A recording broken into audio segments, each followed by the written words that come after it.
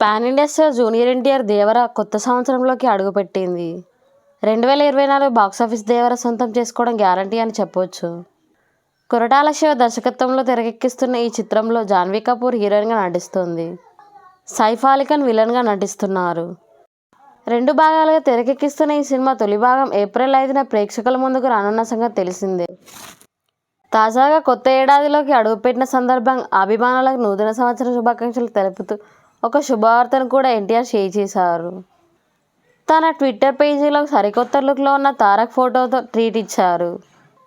దేవర గ్లింప్స్ని జనవరి 8న విడుదల చేస్తున్నట్లు ఆయన ప్రకటించారు. దీంతో ఎన్టీఆర్ ఫ్యాన్స్లో 2024 ఫుల్ జోష్ మొదలైంది. కొత్త ఏడాదిలో దేవర బరిలోకి దిగాడంటూ వారు కామెంట్ పెడుతున్నారు.